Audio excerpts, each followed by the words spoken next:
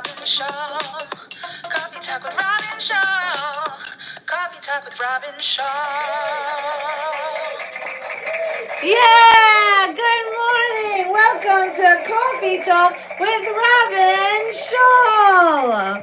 Today's guests from Stephen Colbert and Seth Meyers, Matteo Lane. And Checkin with Mama Schall and the news with Richard Schall. Now, please put your hands together for the beautiful, the skinny, the tall, the blonde Robyn Schall. Thank you, thank you, thank you. Sit down, sit. Thank you, everyone. Thank you. This is like literally too much, but thank you. Please give it up for my co-host, Bob. Anyway, first off, hello everyone. Happy Cawfee Talk. Cheers. I want to say, I woke up this morning to a lovely little message from someone who was like interviewed and said how one of the questions was like, who's your favorite like comedian to watch on social media? And she had said me. And then Richie had messaged me that one of his friends has been watching Cawfee Talk. So for those who watch Cawfee Talk who aren't in the chat but come every day and watch, hi, I'm Robyn. I just want to introduce myself. Thank you for coming every day and thank you for watching. And it was just like such a nice way to wake up to hear that people are actually watching, you know. But I wanted to share a story. Now, some of you were there. A lot of people who are here right now was there. But I'm going to share my most famous moment. Now, you and I know I'm famous, but like no one else does, okay? So I never get recognized except as Ricky Lake. People stop me all the time. They're like, oh, hey, Ricky. Oh, Ricky. Hey, Ricky. Hey, Ricky. Actually, we were filming an episode of Robyn is Crazy. And at the end of the video, we actually showed someone was like, hey, Ricky. Okay, so except for Ricky Lake, no one knows who Robyn Schall is. Actually, that's not true. One time, I was in New York Sports Club, and I had just come out of the shower, and I was wearing one of those, you know how like New York Sports Clubs have, they have the towels that like cover one nipple? I just got out of the shower, and someone came up to me, and they're like, are you a comedian? And I was like, yeah. She's like, oh, I saw you at Caroline's. I was like, oh, thank you. But besides that, no one knows who I am. Okay. One time I was on Periscope, which is a live streaming app, kind of like this, and it was I had a pretty big following on Periscope, so there was a couple hundred people in the room, and I took everyone to a bar, and I was live streaming at a bar. Now, whenever I'm at a bar, whenever I'm live streaming out in public, a lot of people think I'm Ricky Lake because I'm filming, I look like her, yada, yada, yada. Okay, so I'm live streaming at this bar, I'm at a table, and all of a sudden, the owner comes over and was like, hi, sorry to interrupt your live stream, but there's two women at the bar. They're big fans of yours. They wanted to know if they could come over and say hi. So I was like, oh, yeah, sure. And then I talked to everyone on the live stream, and I was like, okay, they obviously think I'm Ricky Lake. This is going to be so embarrassing. They're going to come over, get close, realize I'm not Ricky Lake, and then they're going to have to turn around. But I was like, all right, I'm live streaming. This is going to be awkward, but it'll be good entertainment. Okay, so these two drunk girls come over. And like, as they're talking to me, like I see in the chat, you know, everyone's like, haha, Ricky, hey, Ricky Lake, Ricky Lake, Ricky Lake. So the two girls come over, and one of the girls like, oh, I'm such a fan of your, I'm such a fan of your work. And right away I knew, okay, Ricky Lake, because I have no work. And then I was like, I can't believe they don't realize I'm not Ricky Lake. And then in the chat, everyone's like playing along saying Ricky Lake. The other girl was like, oh, I've been, you know, a fan of yours for so long. And I was like, okay. One of the girls was like, can we take a picture with you? And I was like, okay. Even though in my head I know they're going to post this online saying we met Ricky Lake tonight. And people are going to be like, that's not Ricky Lake? Okay. So I take a picture with them. Everyone in the chat's dying. I'm dying. I can't even believe I'm not laughing. So anyway, and then I was like, okay, bye. And they're like, all right, bye, Robyn. They said Robyn. And then everyone in the chat was like, wait, did she just say Robyn? I was like, wait, did she say Robyn? I was like, did she just say Robyn? And that was the one and only time, minus the naked thing in New York Sports Club, that I was recognized. And then everyone in the chat was like, go ask how they know you. Is it from live streaming? Is it from stand-up? But I couldn't go and ask because, like, what a loser. If I was like, hey, you said you were a fan of my work. What work? What? What exactly? I knew you for sure. Were you in the chat at the time, Jenny? I know there was a lot of the heart sluts that were there that night. It was a very memorable day. It was the most famous I'd ever been, and probably will ever be. But just a great moment. And then I remember Richie was freaking out because he was watching live stream too. That he then came to the bar to celebrate that someone knew who it was. Look, our bar is real low. But anyway, that was the most famous I ever was. And, you know, maybe one day we will be allowed out in public again. And then someone could recognize me. But till then, I and Bob will keep doing Cawfee Talk. And you guys could just come in every day and be like, wait, are you Robyn in the chat every morning? Just be like, are you the comedian Robyn Schall? And I'll be like, oh my God, this is so embarrassing. All right, so... guys, more importantly, as you remember, I needed a tripod for my iPad. I bought one myself. It came, and I didn't realize it was a tripod for like big iPads, not minis, so I had to tape it in. And then like a few days later, this came in the mail, another tripod for mini iPads, and I was all really excited, except that it's too short. Okay, whatever. My point is, I thought Franklin sent this, but he didn't. So then I assumed it was the Carloses. They didn't. So someone sent from my Amazon, not the Carlos number, sent this tripod, but I don't know who did. So if you sent this to me, please let me know. Thank you so much. Tomorrow Friday, we're going to do the game show. We're going to need 2 tripods, so it's going to come in handy. So thank you. I don't know who gave this to me, but please let me know. I really am so appreciative. Okay, guys, we got to keep this show moving. I'm so excited for today's guest. We have the news first, but today's guest is Matteo Lane. He's a good friend of mine. We've known each other for years. He's really one of my favorite people that I've met through this world. He's just such a good guy. But besides that, I'm going to take that out of the equation because that has nothing to do with how talented he is. So I can't wait to talk to him today. So let's get the news so that then we can move on to our interview. Okay. All right, guys. Please welcome to the show your favorite intern. Hold on, let me do this properly. Okay. Please welcome to the show your favorite intern and mine, Robyn Schall.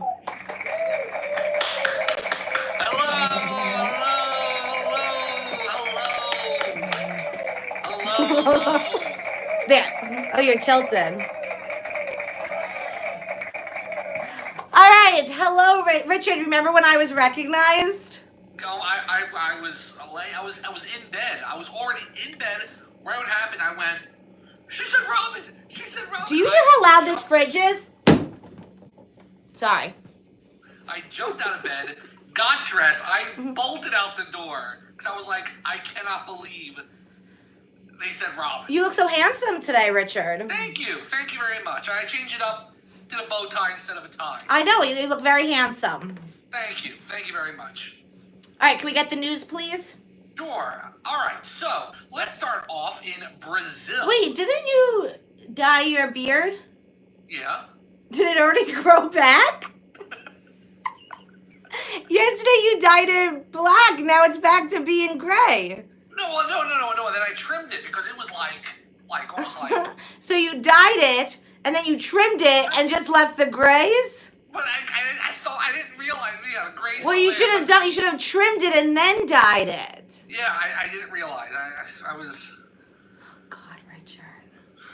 And this is why you're only a mediocre intern. All right, please Exactly. do. All right, and here are today's news that Robyn needs to know. Let's start in Brazil, where an 11-year-old boy has broken Tony Hawk. You know who Tony Hawk is, Robyn? No clue. Tony Hawk is the world famous skateboarder. Like Do you hear the buzzing or no? No. Oh, okay. No. Wouldn't it be funny if I just like kind of full on mental breakdown, and you're like talking about the news, and I'm like, God damn it, shut the fuck up. Okay, who's Tony Hawk?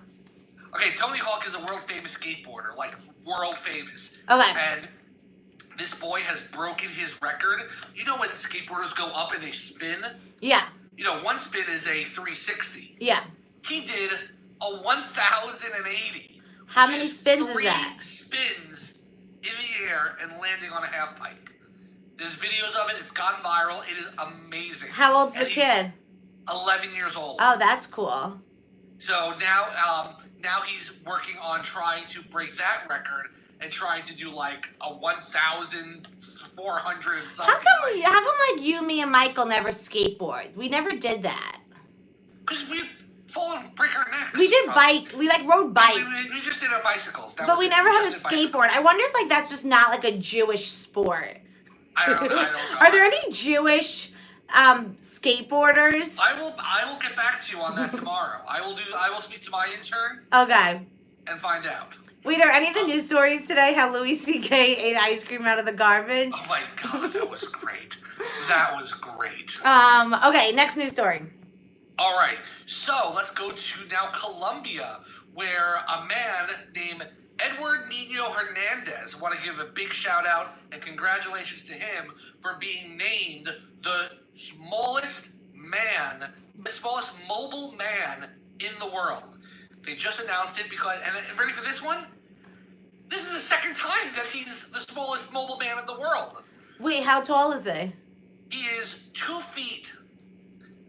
2 feet and 3 inches. I would expect the smallest man to be shorter than that. Well, the thing was, because you have to think about it, I'm not even 5 feet, so it's just like half of me. The thing was, the record was taken away from him because another person in Nepal, who was 2 feet, 2 inches, became the smallest man in the world. But it was mobile. So unfortunately, the man in Nepal is so they're smaller people, but they can't, like, move themselves. They can't move themselves. Like, if you see the American Horror Stories freak show, there's that little woman, she can't walk. Oh, because I was going to say, isn't there a person that's, like, this big? Yeah, but they can't walk on their own. So that person no longer can walk. So this guy retook his title, and he got it back. Congratulations. They should duke it out. Well, I want to give a big congratulations. Oh, okay. What's his name? Hernandez. Let's praise him. What's his name? Edward Nino Hernandez. Do you guys remember the news story like a couple of months ago? It was the Bagel Man. He was a short guy, and someone at the bagel place called him short, and then he flipped out. Yeah, We should get him on the show. So this is what happened. So he went into a bagel store. He's a short guy. He's like 5 feet. He's like by my height. And then someone called him short. He freaked the fuck out. And he had like a breakdown No, they didn't even call him short. The lady smirked at him. And then he flipped out saying, oh, it's because I'm short. Is that it? And then he went off. Yeah, so clearly this was more about him. Like, he had the issue where he thought people were judging him for being short. But as someone who's in a family of only short people, except for my cousin Sammy, especially my especially my immediate family, which is like my 2 brothers and my dad, you're probably the tallest. And how tall are you? Tallest. Our family portrait is me like this. And how tall are you? I am 5'6". Ooh. So as a family of short people, I think short, like I don't understand why short, like he was like freaking out. Like, did you call me short? But like if you're short, how is that an insult? I don't know, but how did he end up on TMZ? That I was like, really? No, but you know what I mean? Like someone's like, you're short. So it's like saying like, you're a brunette. Like how is that an insult? For some people, it's an insult. But everybody has their button. Is being called tall a short insult? For some people, it could be. You're tall. For some people, it could be. I guess it's kind of like some people don't think being called fat is an insult, and some people do. Exactly. Okay. 100%. Same. Like skinny. Hold on, the toilet's going. You walked away from me, Robyn? Okay, next news story. Nobody walks away from me. You call me short? What? Okay, what would you rather... Okay, put in order. What's the biggest insult? For Richie. Yes. Short, fat, ugly, stupid asshole. What's I don't even, I can't even, I gotta write all those down. I gotta write all those down. That was like, No, okay, right? No, this is easy. Ready? Short, fat, ugly, stupid asshole. What's the meanest to least mean? okay, I would say, for me, I guess fat, Yeah. meanest, stupid, Yeah. asshole, and then short. What about ugly? You've got ugly. I don't know one would ever call me that. Okay, here I think the meanest is being called if someone was like, "You're mean." No, that's not, none of them are really that bad. I guess I wouldn't want to be called ugly. But the thing is, exactly, but Robyn, but the whole thing is that if you're gonna insult me, there's something wrong with you, not me. Yeah. For me it would be Exactly. you're not funny. Then I'd be upset. All right, come on, third news story. Richie, we don't have time for this. I'm sorry. So let's go. In Connecticut, Jason D. Daddario. Oh wait, I need to interrupt you. So like the celebrities are like taking a stand saying we're not wearing makeup while we're being quarantined. We're united. Bitch, put on some foundation. We're depressed enough. I'm wearing makeup right now. It's like, bitch, we're depressed enough. Don't show us your, like, do you know what I mean? It's like, and they feel like they're not putting on makeup is helping us, but you know what we don't want to see? It's like, we don't want to see your wrinkles. It's like, No. Richie. What? Nothing. It's like, I'm going on a rant here, Richie. I apologize. Go. Do you understand I'm really upset about this? It's like these celebrities are coming on and being like, look, I'm like you. I'm not going to wear makeup. It's like, bitch, we didn't tune in to see you looking like us. We tuned into you to see someone like with goals and happiness and aspirations. I know what I look like. It doesn't make me happy. All right, your thoughts? All right, okay. All right, that's all I have to say about that. You're not making us feel better by showing us your sweatpants. We know what sweatpants look like. We don't need to see that you have bags under your eyes. We know what bags under your eyes look like. We're up crying. We get it. You know what we want? We want to tune into you and pretend like all is normal. You know what, Kelly Ripper? I don't need to see you without lip gloss. I got chapped lips.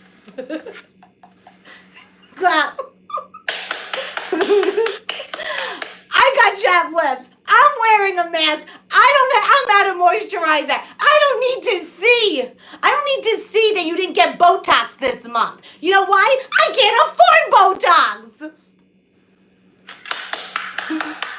Okay. All right, finish your last story. I have to bring in Matteo in 20 seconds. All right. So Jason D. Daddario in Connecticut got in big trouble. Why? First off, he wasn't wearing his mask because he was going into McDonald's. So first off, they were like, no, we're refusing your service. So he started taking rocks and throwing it at the McDonald's. That's not even the worst thing that he did, because then they threatened to call the police. So he bolted across the street to the Walmart. And as he was in the Walmart, guess what he started to do? What? A panty raid. So he started going into the women's sections, taking the panties and flinging them all over the place. And then the police came with the dogs, and he's like, okay, I guess I'll give myself up. Was this really you? No, I'm not allowed in Walmart anymore, so... Wait, why? Because I went in there and took... You're probably following the joke. Oh, gotcha. All right, Richie, give your spiel. All right, well, guys, thank you so much for listening to the news. Please make sure you give this video a thumbs up. Also, don't forget to subscribe to YouTube, where you will get notifications. There's no more notification bell. As long as you're subscribed, you'll get notifications every time Robyn goes on. If you'd like to support Robyn, please do so by joining her Patreon. Just to let you guys know, great Patreon last night. Very funny. Please make sure you join. You're missing out some very funny live streams if you're not a part of Patreon. Patreon.com/Robyn Schall Comic. Or you can donate at PayPal.me/Robyn Schall or Venmo at Robyn Schall. All that information is down below in the description box. most importantly, tell a friend. Have them come, join us. Let's grow this community and let's continue having fun. And guys, that's all the news that Robyn needs to know. That speech is getting longer and longer. All right. Thank you to our mediocre news correspondent. All right. Guys, I'm so excited for today's interview, mostly just because I love talking to him. He's a dear friend of mine. I'm so excited. Let's get him in. Hold on. Okay.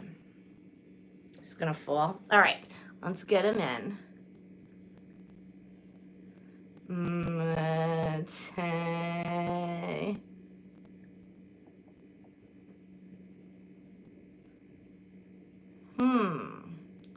Wait, I was just texting with him. I think I have it spelled wrong. How do we think I put there we go. Yeah, I spelled his name wrong. Okay, guys.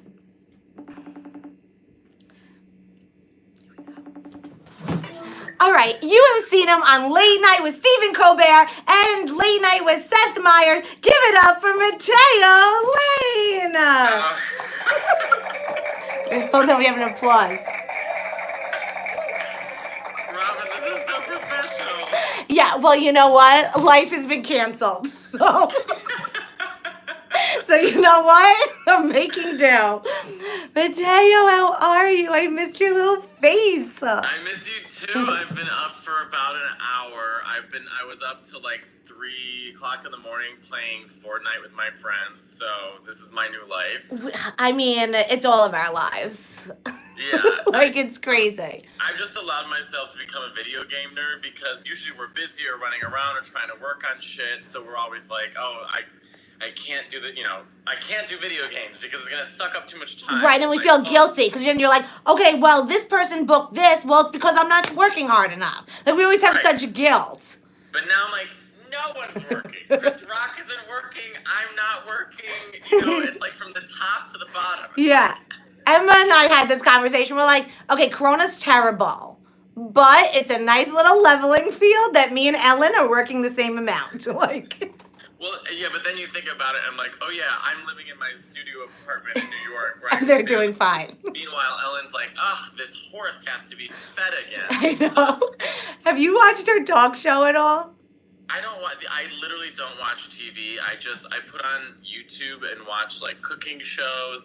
I watch interviews with celebrities that I love. I watch Fortnite videos. Then I play Fortnite. Like, I'm so not in tune with what's happening on broadcast TV right now. She is like doing her talk show from her living room, very similar to mine, except she doesn't understand that like online is very different than being in a studio. Like, she's so out of touch, right? So she's like so far back in this huge living room. She just like, it just looks, and then she has some like her producer standing outside her house, like peeking through the window. And it's just like, you know, some of them are, you know, but look, if she wants...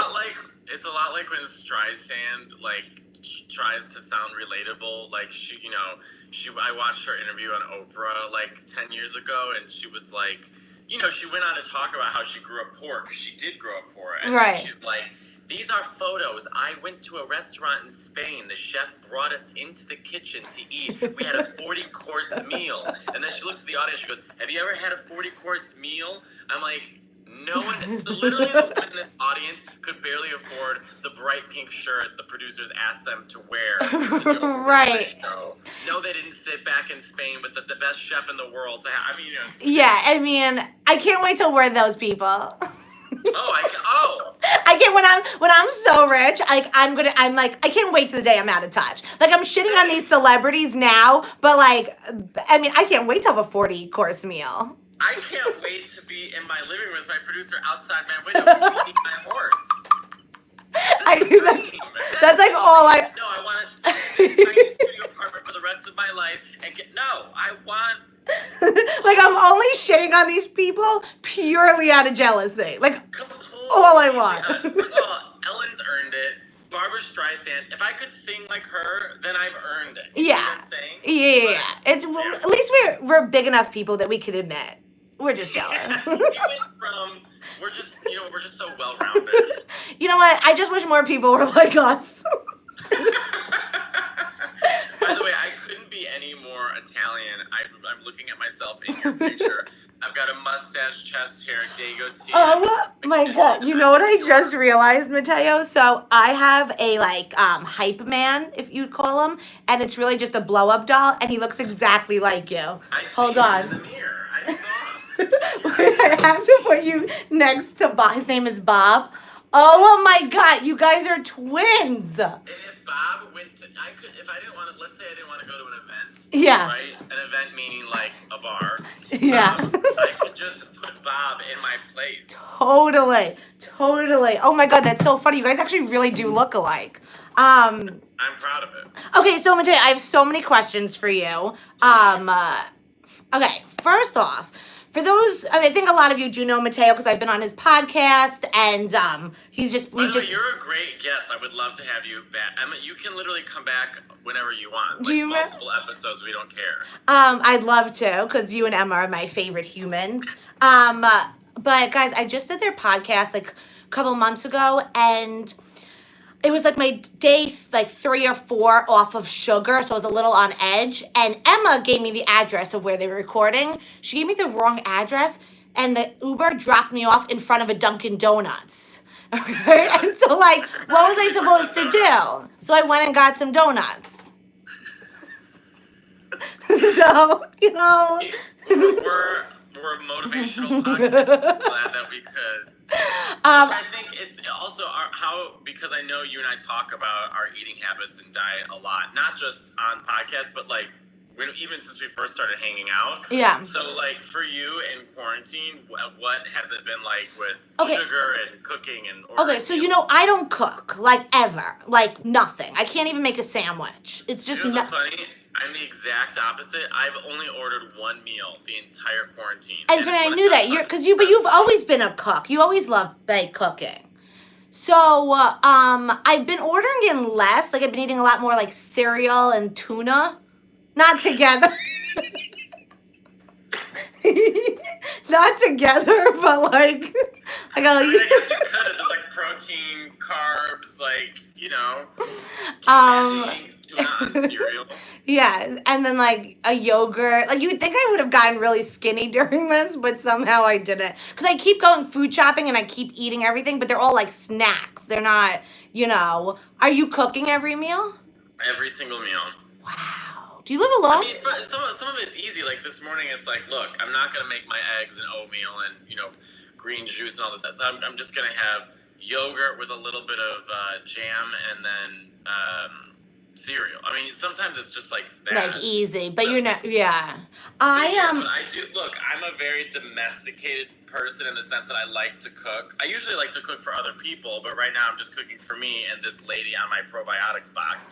So, but the other day I made Italian sausage, and it's oh my God. You get Italian sausage and then you steam cook it for 3 hours, then you cook it in your red sauce. Then you can eat that for a couple days though. So it's things that you make. It's if you make a bolognese, it takes 4 hours to make, but I can eat that for 5 more days. But I don't even know how to even say that more long. Cook it. Also, I have a bookcase in front of my oven and stove, so it's not even.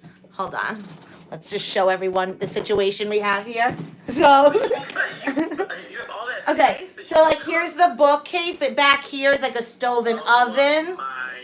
And actually, one time I almost started a fire. I left and I didn't turn on the oven, but someone did. I live alone. And so since then, my boyfriend took off all the knobs and hid them so that I can't even attempt to cook. Oh my God! But none of this has inspired you to maybe want to cook. Nope. Want to make your own meal. No, it's inspired me to want to get married, and I realized I need. I should not be an adult. You're such a New Yorker. And my boyfriend cooks and cleans. He just lives on the other side of the country. So now this made me realize I need to buckle down because I'm not someone who can survive a pandemic. You're doing a good job. Well, you've got me behind you, and then you've got you're eating cereal. Yeah, but it's should I be surviving this? You don't think they do the survival of the fittest, the weak die out? I'm the first species to go. I have no life skills. None. I think growing up, it's like very Italian. Like my grandmother has definitely taught me how to live in a pandemic because she's been in quarantine for almost 40 years. It's like you pick a house coat, you wear the same outfit every day, you cook and clean every single thing that you eat and make, and you watch a lot of TV, call the family, bitch and complain. But it's like my mom, my sister, me, my Aunt Cindy, like all the women in my family who cook. Once the pandemic hit, it's like, bam, meatballs are made, red sauce. Yeah, you went into survival mode. See, I'm so jealous. And that's like the type of partner I need. Do you know what I mean? Like there's usually like a caretaker. We should do a cooking thing. I should teach you how to make like a simple pasta. Okay, but I'd have to move the bookies. Yeah, I don't want you to like hurt yourself. Yeah, that's a lot. That's You're a like, lot. what, 3'8"? Like, I don't want you to move that. Yeah, let me tell you. Because like this is not the time for me to like break like a finger and have to go to the hospital. Right. I had strep throat 2 weeks ago. Did you? Did you go to the doctor or no? Yeah, I had to go to the doctor because I couldn't swallow. And I had such a high fever, and every single one of my doctors was like, it's COVID. I'm like, I can't swallow. This is strep throat. Yeah. And I finally go to the doctor, and she's like, it's strep throat. I was like, I know it's You're like, strep bitch, throat. I told you. I know. And I took antibiotics, and I feel better. Which actually brings me into my first question about your throat. It's not going dirty, don't worry. So guys, Matteo and I started comedy around the same time, and we actually became friends really fast because we both kind of got thrown into Caroline's really early in our career, and we kind of bonded that way. But Matteo actually started in music, right? As a singer? I started or singing artist? and drawing at the same time. Okay, so how did it, tell me the trajectory. How did it start? What did you start with? I came out and it all just happened. No, I started singing opera when I was 15, and then I've been drawing my whole life. When it got time to go to college, though, because I was so bad at school, like not showing up to class, not doing homework, it was like I couldn't go to sing because my grades weren't good enough, but I could go to art school. They didn't care if you knew how to do math. Right. So I sent in a few drawings, and I literally got into the best art school in the country. Which school? School of the Art Institute of Chicago. Nice. And then I studied there and went and studied in Italy and got a job as a storyboard artist and fashion illustrator, but kept singing as time went on. And then I got a job drawing in New York, which moved me to New York, which led me to do stand-up, which led me to meet you. What was the drawing job that got you to New York? I would illustrate TV commercials, so they call them a storyboard artist. Cool. So because I was a fashion illustrator, I was hired to do a lot of jobs and draw commercials that require you to draw beautiful women, right? So hair, makeup, shoes, clothes. And I did a lot of, but I also did other commercials. Like a storyboard artist essentially is somebody who, when they want to film a commercial or some kind of publication, they have an art director who works for the company. So let's say 7-Up, right? Like I've done a 7-Up commercial a bunch. 7-Up, they hire a director, say, we have this campaign, we want to do this commercial, this is what it looks like. Can you have someone illustrate the commercial literally frame by frame so that we know what it's like so we can look at that to direct it? Yes, so the art director finds me, works with me, tells me what the commercial is, I draw the commercial. So like, guy sitting like this, guy going in like that, guy talking to other guy. And then they take that and use it to film it. So that's what a storyboard. That's so every movie you see in every animated movie, do that. Storyboarded out completely. That's so interesting. So many times I go on like an audition for a commercial and they'll have the storyboard on the side. Interesting. Okay, so that's what got you to New York. Yes. And you were still singing during that. Did you want to be an opera singer? I wanted to sing, I don't just sing opera, but I remember not knowing, to make it as a comedian seemed like a clearer path than music. Also way less embarrassing, because everyone's embarrassed by it's humiliating. So, but before I did stand-up, I was trying to get singing gigs in Chicago, and my friend Jilly was a part of this cabaret group in Chicago. It was a mess, right? But they had drag queens and burlesque dancers and singers. So while the drag queens were changing, they needed a singer to come out and sing songs. So I said I can sing, so I got to pick my own music. But we performed at gay strip clubs all over the Chicago area. So it was drag queen, stripper, me singing Mariah or Streisand. Which right. At 4 a.m. at a strip club does not fit. And then back to the strip club.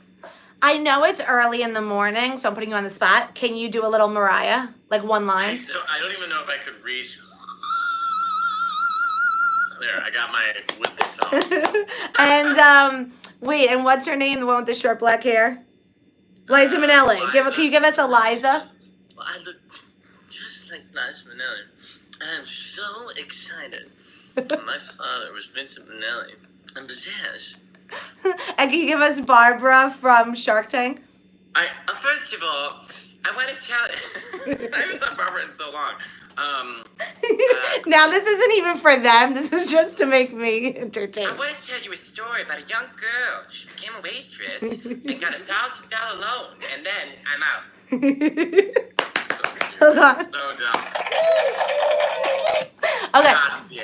All right. So now you're in stand up, yada yada yada. Your first stand up, was that Adam's Oh my God, Adam Devine's house party. was that your first stand up?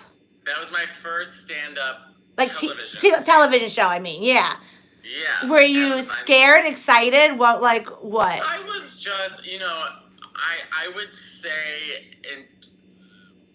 I was excited. I think because when I started stand up, because I was gay, and at the time there were less queer performers doing stand up in the A lot quote, less. unquote, straight world, right? Yeah. So, and I was singing opera and doing like Britney, and I was doing anything basically to have people pay attention to me because I just wanted to stick out. Mm-hmm. The problem is I wasn't as well versed or as seasoned as a lot of comics that I started working with. Right. So I got Montreal, which is like this big thing for comics, which is like you go to Montreal and you're a new face. And then I got Adam Devine's house party.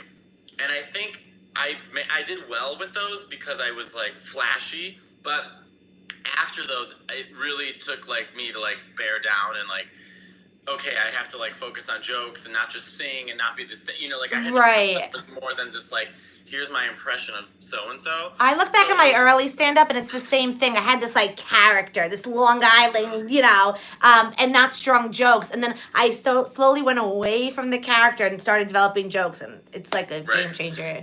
Yeah, I think, when you're doing stand-up, people, what they don't understand is you're going to open mics. So it's you and 80 or 60 to 100 other comedians in a room. You each get 2 minutes, and you put your name in a bucket, and you're trying to, one, learn how to be on stage, hold a mic, do jokes, blah, blah, blah. But two, you're trying to stick out to show, hey, book me on your bar show.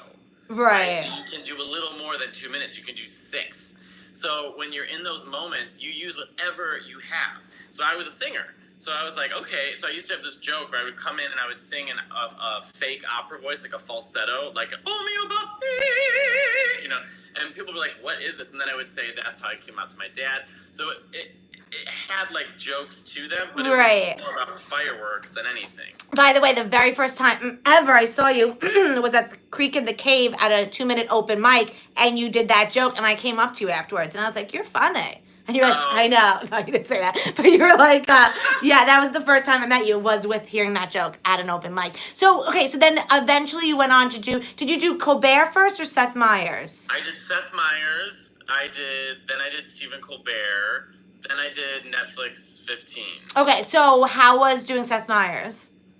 Both Seth and Stephen Colbert were amazing experiences. I had an awkward experience with a late night show I won't say the name of. Right. But I worked months doing it, and then when I did it, they were basically like, we don't want you to, we want you to redo it, change your jokes. Let me make this clear, not Seth Meyers or Stephen Colbert. It was another late night that another late night show.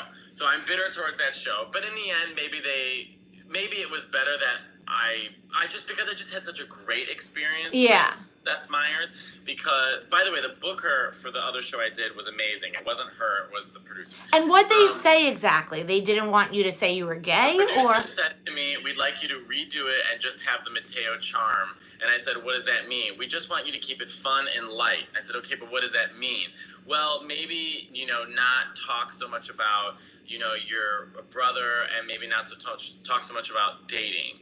And I said, okay, so what you're saying is you don't want me to talk about anything gay. And she goes, well, we just want you to talk about the fun Matteo that she just kept repeating that. Right. And I was like, you're gay or some kind of marginalized person, you know what people are trying to say. Right. So I was like, okay. So I called my manager at the time. And I was like, I'm not going to do it. I'm not going through this again. I'll just wait. Yeah. And then it actually was good for me because it knocked me down. And I started to refocus on what was actually important to me. I was getting a little too in my own head. And by the time I did Seth Meyers, I was a much more well-rounded person. It was a year later. I was happier in life. Right. They were just like, do whatever you want. Great. They had Yeah, you don't want to be on a show where you have to not be yourself. Right. Do you know? Well, unless you're acting, but like, do you know what I mean? Like, yeah, you don't want to. That, yeah. Okay, so then Seth Meyers was a good experience for me. I have good memories of Seth and great memories of Stephen Colbert. Did you get to speak with Seth? Yeah, he came in before and said hi and chit-chats with you. And, you know, I had Sashir with me, who was on SNL at the time, so they knew each other. Right. So he came in to say hi to her, too. And, yeah, I mean, it was all in all, it was like a really great experience. Yeah, there's so much. I went with Emma when she did Colbert, and that was back when, like, you did it live on the show, not like the I was the last comic to do it live on the show. Really? I think there's so much, like, I know now they do the pre-recorded. There's so much energy with the live. Like, I loved being in the green room with her because I was like, oh, my, there's just so much excitement around him. Yeah, I agree. So then you did the Netflix, which someone already wrote that your Netflix was awesome. How was that? Do an hour, but that's a whole other struggle. Are you trying to do, like, have you pitched them an hour? Oh, yeah. It's always no matter what you do. It's always a no. So I have an hour sitting in the wings waiting. Although at this point, I don't even think I could do stand-up anymore. Oh, I forgot how to do like, it's gone. I've been doing, like, some Zoom shows, but, like, they're the paid private shows, like, a lot of the Jewish temple, of course, Jewish temple, but like the Jewish communities keep putting on these private shows, and I'm like, okay, well, I have to make money, you know, so I do them, and every time I do them afterwards, I'm like, all right, well, that was awful. I got an offer to do, because I won't do any Zoom shows. I'll do interviews like this, but I just in my mind, I'm like, I'm just gonna do stand-up when I do. I actually got my old storyboarding job back, which is why I'm being more picky and choosy if I want. Right. But I did get this offer to do something, and it was a little like, well, you know, not beneath me, that's the wrong word, but it was just like, I wouldn't have said yes to this at any other time, and I was like, I'm absolutely doing this. There's no reason I would say no to a paycheck. Yeah. But it doesn't make you feel good. Yeah. No, even this I feel fine. I'm like, look, I'll say yes to pretty much anything besides, like, actual, like, stand-up. I think you're going to say, like, but porn. You like stand-up. My Instagram is basically porn. Speaking of your Instagram, you have a great little tush. Okay. Yes, I work very hard for that too. Yeah. No, you have a great body. Where can everyone? Oh wait, before I let you go, just tell everyone about your podcast you do with Emma, because it's so good, and how it came about. I do a podcast with Emma Willman that you've been on called Inside the Closet, and we've been doing it for like over 3 years now. Like, I don't even know how long we've been doing it. Crazy. We've been doing it for a really long time. But if you guys want to listen, it's just me and Emma Willman, and we're just two gays chit-chatting about anything, pretty much. I mean, at this point, you guys are so good together. I think, like, I've said this to her before, that like your chemistry with each other is so complimentary, because you guys play like roles that you wouldn't expect. You know, because like Emma will say things that like will completely shock you, and then you'll take like the opposite. Like, it's so good, guys. If you haven't watched it, it's everywhere you can watch. I mean, listen to podcasts. Yeah, Spotify, iTunes, you know. Yeah, and like, you know, go give it 5 stars, leave a nice comment. It helps them a lot, you know. Hey, Robyn, are you in Manhattan? Yeah. Well, I'm home. What? What neighborhood are you in? Upper West Side. Oh, okay. Well, we should like do like a social distance walk. Yeah, where are you? Upper East. Okay, we'll meet in the park. Work. And then we'll walk 10 feet away from each other. Wear our masks, wear our gloves, walk 6 feet away from each other. I now I walk now. I had a glass bottle thrown in my head the other day. What? Why? Yeah, some crazy. So now I walk with an umbrella ready to fight people. So it's good to walk with me because I'm like ready. Okay, and what's your Instagram? Matteo Lane, Matteolane. Are you not on Facebook or Twitter? I got rid of Facebook and I got rid of Twitter. Yeah, I was trying to find you. That's so smart. Instagram is the only thing you need. Well, Instagram doesn't bring me, like, Twitter is basically going on and just having strangers, people you don't know, tell you how horrible you are. And I'm like, I don't think I need, like, to invite this kind of stress. Yeah. Like, now you can't write jokes in any way, shape. There's no irony, sarcasm, anything that comics use, like people who are being completely, like Sarah Silverman's jokes could never work on Twitter because she's soaked in irony. She's Right. soaked in sarcasm. Most people's careers end because of something they tweeted, Well, at Twitter, I call Twitter Amelia Bedelia, where it's like, remember Amelia Bedelia, that maid when we were kids? She's like a maid. There was a kid's book called Amelia Bedelia, and she was a maid who took everything too literal. So, like, when they left her a list of, like, I remember that this. they were like, Yes. dress the chicken, draw the drapes. Well, she put a dress on the chicken, and she sat.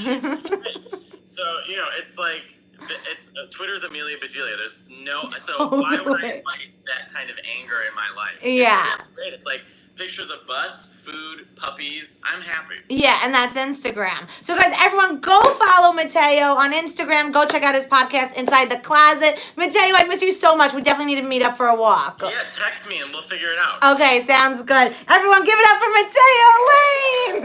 Thank you so much. Bye. All right. Okay. All right, guys. We have a package. I think it's from Franklin. But, I thought, isn't he the best? I have to say, he's really, I always say he's probably one of the more talented people I've ever met. But he also happens to be one of my favorite people to, like, hang out with and talk to. He's so, he's just good energy. All right.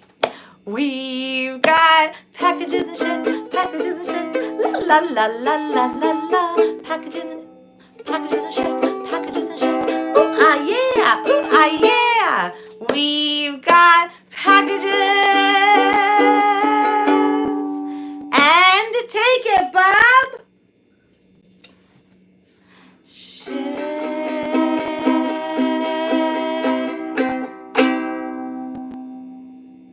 Yeah, oh, he's a great interviewer. I mean, you can see there's a lot of people who I'm like friends with. When you're friends with someone, it also makes the interview so easy because you have a rapport. But he's also just, he's great. He's great. I could say a million and one good things about him.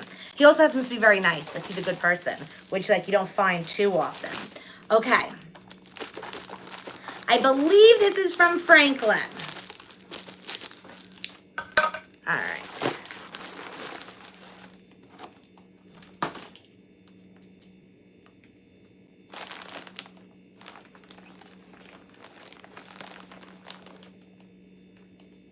Socks.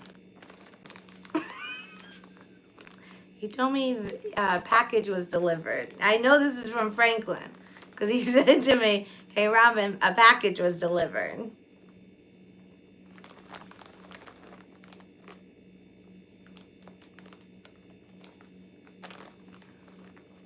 For those who don't know, Franklin's my boyfriend.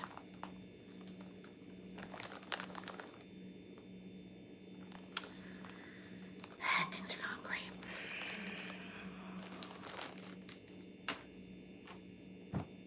Great. I said to Franklin the other night, I said, "Franklin, I'm depressed. Send me some gifts." And so he sent me a blow-up pillow for me to rest my legs on and socks.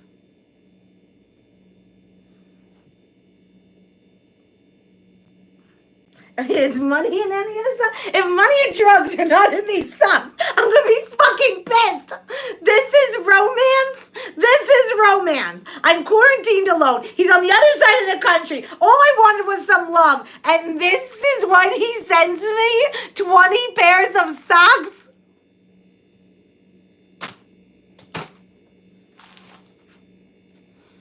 The socks even look too bad. Yeah, these socks are huge. These aren't socks meant for Robyn. They're cute. They're a little big. Romance, huh? That's a gift you get for your grandma. Seriously. Oh my God. All right, let's hope Mom picks up. She's been having quite the morning. She may not pick up because Grandma went back into the hospital after 12 hours home. So she's been on the phone all morning. Okay, please welcome Mama Schall. Okay, I wasn't sure if you were going to pick up. Well, listen, I need a little diversion. Okay, good. Let's not talk about anything but happy things. Yes, okay, I wrote down a few things. All right, she has some notes, everyone. Buckle up. I don't know if you remember this, but we went to shopping and we were in a clothing store. I can't remember if it was in Long Beach or or Oceanside, or if it's here. I can't remember exactly where. And you were in the dressing room changing, and you would come out to show me your outfit, and the salesperson was standing there, and she said, "Oh, is that Ricky Lake? Is that Ricky Lake?" And what is it? We were looking for an outfit for my second time doing. You remember it? Yeah, we were at the Express in Oceanside, and I was looking for a shirt that's good for TV, so bright colors, but that won't like bleed on TV. And we went to Express. And I had said to the lady, I said, any bright colors that are good for TV, very slenderizing. And so then she came up to you and she said, is that Ricky Lake? What'd you say? I'm trying to remember if I laughed and I said, "Oh, she gets that." I think what I do is I say, "Oh, everybody says that." So I don't. So this way, I allowed if you wanted to go with it, or if you would say, Yeah. "No, I get taken for that." I don't like to say anything, so I don't like to. All right. Next note. Oh, I don't think you should point out whether Richie's beard is, gray or because believe me, women now do not want to. Mom, I have grays too. But what happened was Richie dyed his beard yesterday. He sent me a picture and I said, "Wow, you look great. You look so much younger." I then FaceTime him just now and it's back to being gray. So I was just curious what happened in that 24 hours. I would never just make fun of someone being gray. I have grays. And especially now. I was just curious what happened from when the picture yesterday. No, last night. Last night we were on Patreon and he did no grays.